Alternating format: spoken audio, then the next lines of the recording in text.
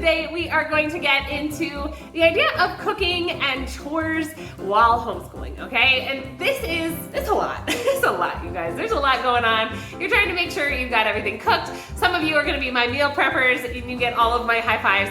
I have tried and I am just not there. It's gonna be kind of like what we're feeling if we've just got limited time, lots of time, and we want to get extravagant. So our meals are kind of different throughout the week, but I want to share a little bit about what this looks like in our family, and maybe you can take some of this and help it kind of fit in with your family if you're looking for kind of an easier way to get all this stuff done. So here's what kind of our gist is. Our kids are expected to do a few things on their own. From about the time that they're 5, they can kind of pull up their covers and make their bed. I'm not expecting hospital corners, you guys, but they can tidy their areas. So in the morning, they're expected to make their bed and kind of clean up their area, as well as getting their teeth brushed, putting their pajamas away, that sort of thing. So general tidiness.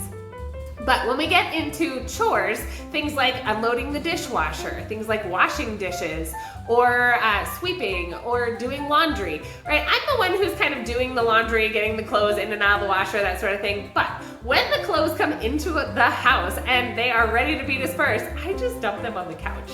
And I will kind of go 2 ways. If somebody is unoccupied and would like to earn some money, about 10 cents, they can divide up the laundry by person, put it in a pile, and dump it on the person's bed. If they want to fold it, they can fold it. I'm not going to take time to do that, but that's something that could happen. Or we just say, hey, on your way to the next spot that you're headed, go ahead and grab your clothes from the pile and take them and put them away in your room. Okay, laundry gets done. Very simple, nothing too fussy there. In terms of like kitchen stuff, everybody's expected to do a part of the dishwasher when the dishwasher finishes, so we'll just leave it open and whoever wants to grab the utensils, whoever wants to grab the plastic stuff, the breakable stuff, the glass stuff, the utensils that are like spatulas and stuff, all of those need to get unloaded little by little, and many hands make light work. So that's just one way that this makes it a little bit easier. But again, if somebody is excited and has nothing else to do, they can earn 10 cents by unloading the dishwasher by themselves. With kitchen cleanup after a meal, let's say after lunch, one of our older kids is expected to wipe down the counters and sweep. Our 7-year-old actually is starting to do this as well. So I'll say the 3 older kids, 11, 9, and 7, are able to do that. Wipe off the crumbs with a wet rag, sweep the kitchen and surrounding area where we ate lunch. The other kiddo is in charge of making oatmeals for the next day's breakfast. So we just do overnight oats for everybody. Prep the ingredients and get them in the fridge, right? And those are pretty quick tasks so that they can keep moving on with the rest of their afternoon, but those are all done by kids. Same thing with bathrooms. Let's kind of leave the kitchen. Bathrooms are in process of improving. Their cleaning abilities are getting better, but on the weekends, on Saturday, they are not allowed to watch a movie until they have clean bathrooms. So we've started pairing up one of the older kids with one of the younger kids. That way the younger kids are like watching and they kind of get what is expected of a clean bathroom, right? Getting all the toothpaste off the mirror, making sure the sink is clean and doesn't have any crusty toothpaste in it, making sure that the countertops are dry and that everything is kind of tidied up, making sure the toilet is clean and all that goes along with that. So they're kind of being trained up, and they're the ones there to help kind of move objects around, take the spray bottles back, make sure the rags get put in the rag pile so that they can be washed. So these are the type of things that we're trying to get the younger kids prepared to do. Last one I'll mention here is beds. So changing sheets. It's a hard task to change sheets, right? Our 2 oldest kids are able to do it. It's a hard task, and so a lot of times I'll help them with the fitted sheet, and then they can do the rest. They're putting their flat sheet and their blankets and stuff on and folding things under.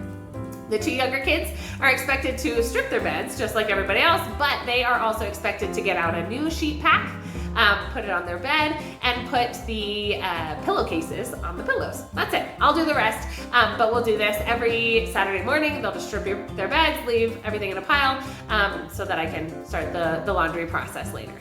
So that's that's chores. Let's talk cooking real quick. So with cooking, again, this is one of those things that's definitely a process, right? You're teaching knife skills little by little. You're teaching what it looks like to peel garlic. You're teaching what we eat and what we don't eat, maybe in different parts of vegetables or fruits that we're using to cook.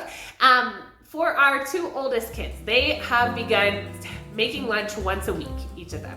A lot of times we'll use Pinterest, we'll look at Pinterest together, scroll and see, okay, what do you want to use? What protein do you want to use? Do you want to make, pizza, something? Do we need to plan ahead? Teaching them to read a recipe and getting them familiar with the tools that they're going to need for this particular recipe is really important. Again, at the beginning, definitely a lot more hand-holding. Other times it's, hey, you good? All right, we're looking at this thing in this recipe book or on Pinterest the day before. Do we have these things? Okay, do you know where they are? Do you need any help defrosting them or maybe with part of the cooking? No? All right, great. So the next day when it's their turn to cook, they usually get off of something. So they don't have to do language arts that day, or they don't have to do their book study that day, right? I'm lowering the anxiety there, giving them the time that they need, because I know it's stressful to have to cook and also listen and get something done at the time that you're expected to, if you've got all this other stuff on your shoulders, okay? So that is how we manage cooking and chores here in our homeschool. I'm really curious to see what you guys do. Would love to see if you guys have some creative solutions or what your kiddos enjoy doing, perhaps in terms of cooking and chores. All right, you guys, happy Vlogmas. See you next time.